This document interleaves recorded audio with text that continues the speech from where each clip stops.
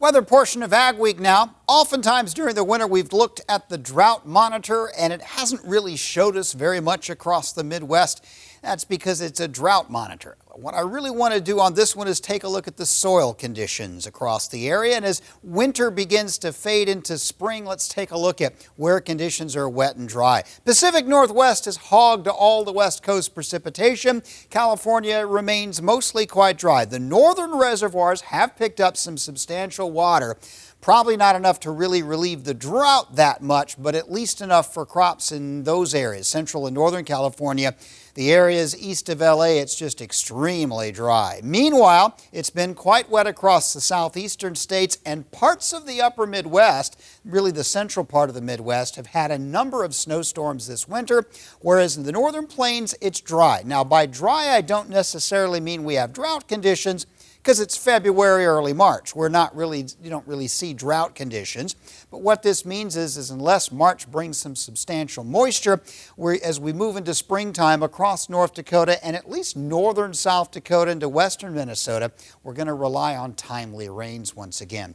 Parts of Iowa are fairly wet, although a lot of this will likely run off as we get into spring. But soil conditions a little wetter down there. So where's the weather going to be this week? Polar jet stream continues to be fairly weak. All the energy and strength continues in the subtropical jet, courtesy of the El Nino weather pattern. There will be midweek a nice little warm-up that'll spread across the northern and central plains, especially the central plains like Iowa looks quite warm. And also around midweek, another powerful southern storm system is expected. Probably next week, another round of tornadoes and severe weather across many areas in the deep south before that finally pushes out to sea.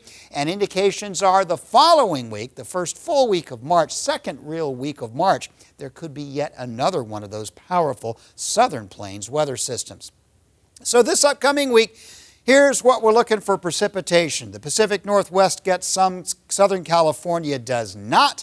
In the southern states, all that stormy weather in the Midwest looks quite mild, but not much precipitation at all anywhere in the northern plains of the upper Midwest this week. As we move into March 6th through 12th, there may be some rains coming down into the LA basin.